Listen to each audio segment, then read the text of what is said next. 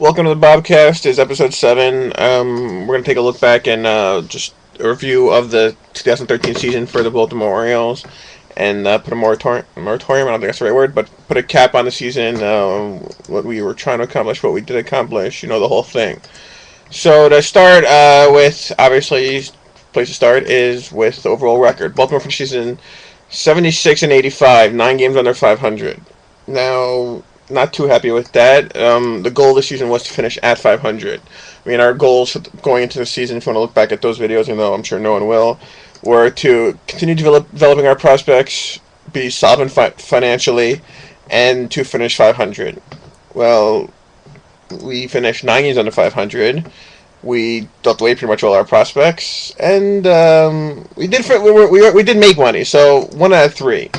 We made a crap load of money, 25 mil this year. But the other two, I'll get to the prospects, but yeah, finished 9 games under 500, which is a disappointment. We started season 0-7, so if you want to look at it from there, we started 0-7 and we went 2-10 in our last 10. So in the middle of the season, take out the first sim and the last sim, we're playing at 500 ball, but that doesn't really help, does it?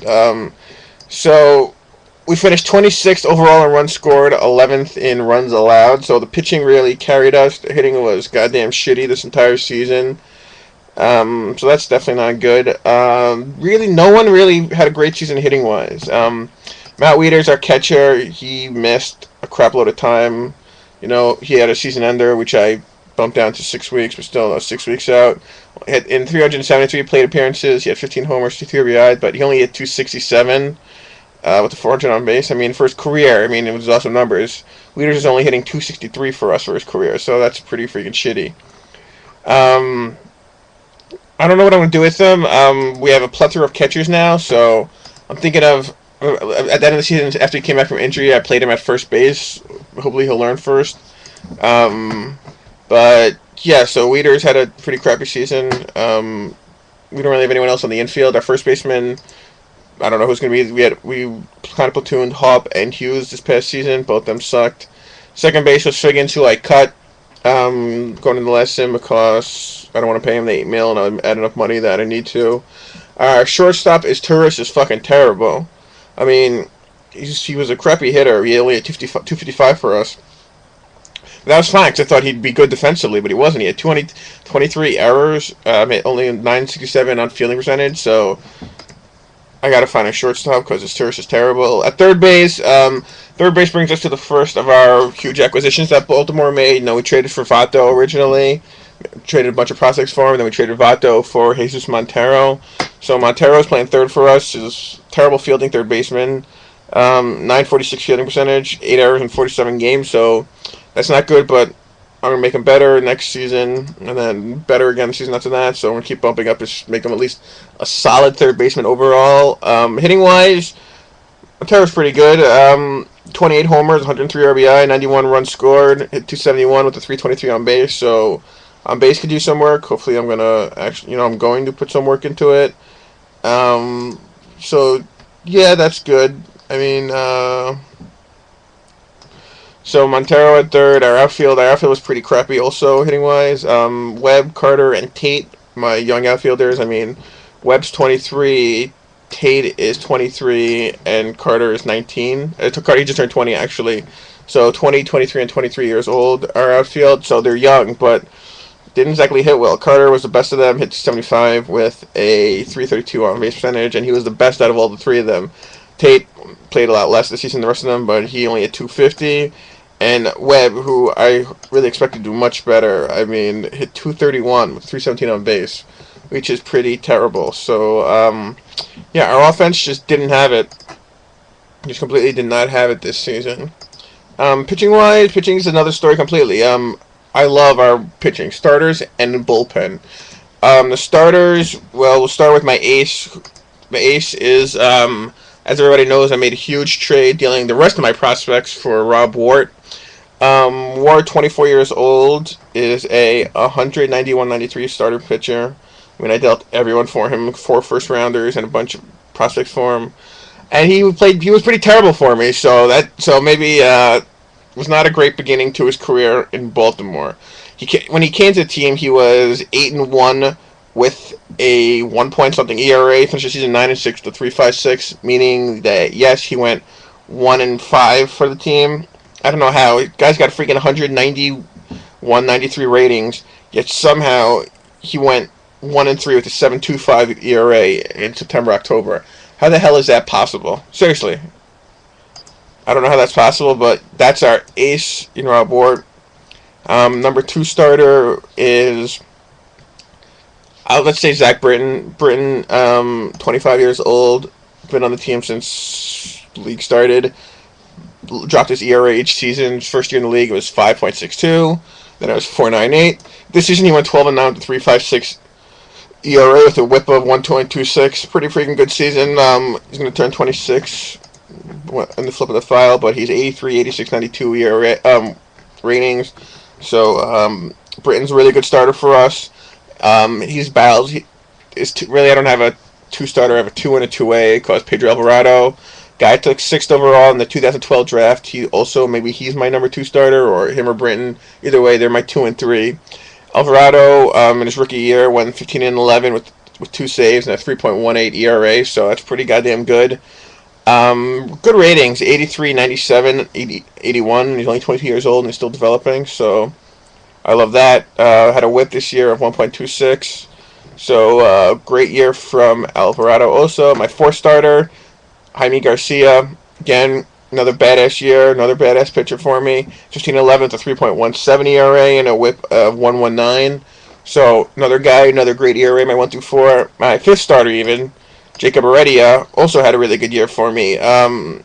Win-loss was bad, 6-12, but he pitched to a 4.28 ERA and a WHIP of 1.3. I will definitely take that for my 5th starter.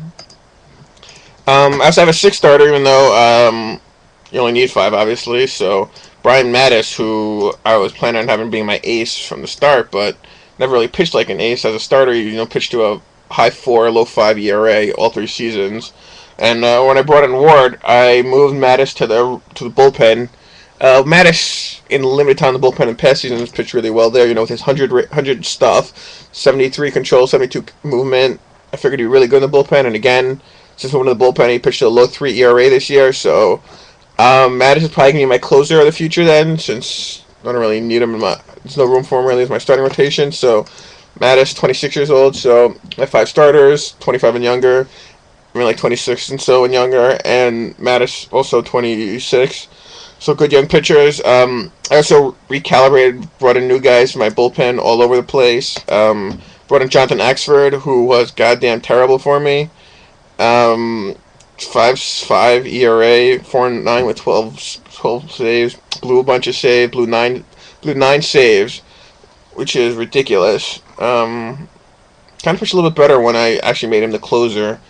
But still, I'm hoping that he bounces back and just ends up being a solid reliever for me. But I don't know. Josh Wilkie, another reliever I brought in, traded for from Washington. Finished 3-5 with 14 saves and a 5.32 ERA. He was my closer beginning of the season. Started off the year, March, April, May, June with like a 2 ERA, and then completely blew up from there. So he stopped being good. The right guys without ratings, the guys who have terrible ratings but always pitch well for me, Chris LaRoe and Patrick Egan, they had great ERAs for me, 2.95 and 3.48 respectively. So the bullpen is pretty solid. Starting's great. The offense terrible again. So really, that's pretty much it for our major league team. In order to bring in Ward and Montero, I traded away pretty much all my minor leagues, except for my top 3 prospects. So they're still in my minor leagues. For top prospect being Harry Murray.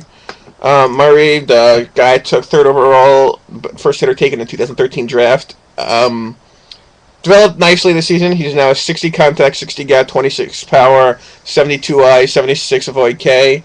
So he's developing nice. He's only 18 years old. Looking good. So really, I don't know. I need a shortstop right now in the majors, but I don't want to make a big trade for a shortstop since he's like a year, 2 years away from the bigs, really, Murray. My other prospect, of course, Babe Ruth. Ruth developed some. Still kind of sucks. He's 20, 30 contact rating, 30 gap. It was okay, I guess. He's double A ready now, I guess. I don't know. Just don't really want to talk about Ruth because I'll just get pissed off again.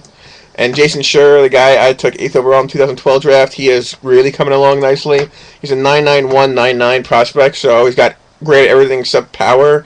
He's only 19 years old, but he's already up to 63 in contact, 75 in gap, 80 in avoid case. So Schur is going to be ready probably in a year or so.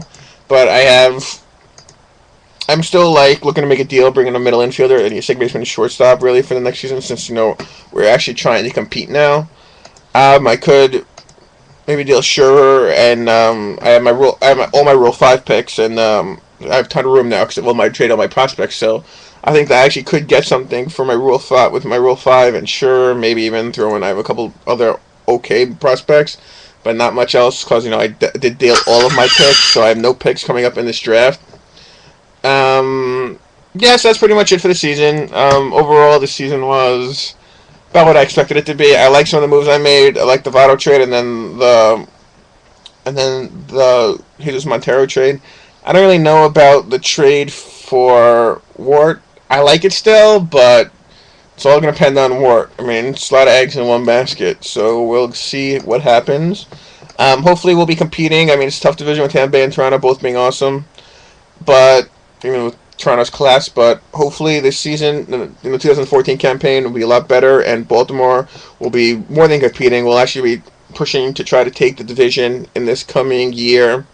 So that's all. So for 2014, we're hoping to win the division, or at least compete really for the division, finish 15, 20 games over 500, and we're set everywhere besides middle infield, second base, shortstop. That's all we got to improve on, but we'll hopefully be looking to get someone in free agency. Really isn't much free agency, but we traded away Votto, and if we could now bring in Morneau and just pay cash for him, I think it would be perfect, because Morneau is the perfect kind of guy to bring in this team, because I really do need at least one more hitter offensively. So thanks for watching.